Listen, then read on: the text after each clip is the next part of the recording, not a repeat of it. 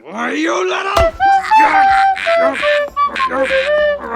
Hey guys, it's Sean, this is DevLog 10. This week I've mostly been working on the melee side of combat. Added a left and right table execution where if the player melee attacks without a weapon, the player will detect if there is a solid object on either side of the player, then activates the animation accordingly. Added an eye gouge execution if there are no solid objects around. Fixed a problem where the player will continue to execute a move even if a zombie is knocked down. Just added a simple check to see if the zombie is knocked down first before activating an execution. Some changes for the machete. Now the machete has a simple slice attack and one execution.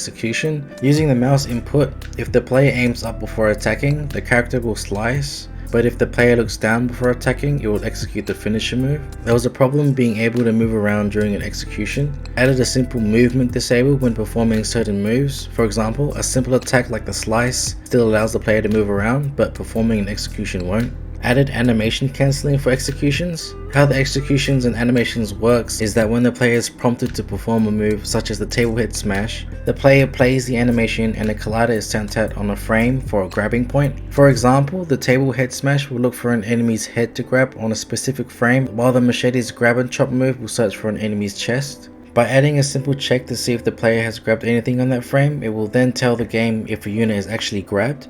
If there is no unit grabbed, the player will cancel the animation, but if there is an enemy grabbed, then the execution and animation will continue. Added camera animations for all moves just to give the finishers a little more feel. Another problem that occurred was with the pushing move. All weapons in the game have their own colliders when pushing, which is the actual space that allows to push other objects. Since some weapons are smaller than others, sometimes while pushing the physics won't register properly. So I added a simple collider for all weapons, kind of like a default shape for pushing, apart from long weapons like the spear, which has a separate larger collider. Overall, I think that the melee for right now is pretty solid. It's simple and it works. To prevent the player from only using melee, I decided to add a heavy cost to stamina for each move. Generally, any execution without a weapon will cost more stamina than the executions with a weapon. I've been trying to think of a name for my game, just not quite sure what it is.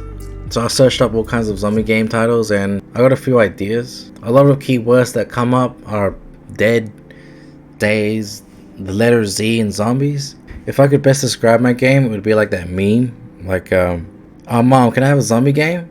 And then mom goes, we have a zombie game at home. And it's literally this. Maybe if I just do spin-off of good titles, like The Day After, or The Night After Yesterday, something like that.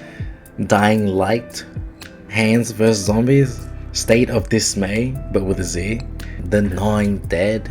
I think zombie game at home, it does have a nice ring to it. I don't know, I'm just throwing ideas out there. I mean, if anyone has any ideas, you can post them in the comment section below. That's all for this week. Hit that like and subscribe button, and I hope to see you in the next one. Thanks. Naughty, naughty.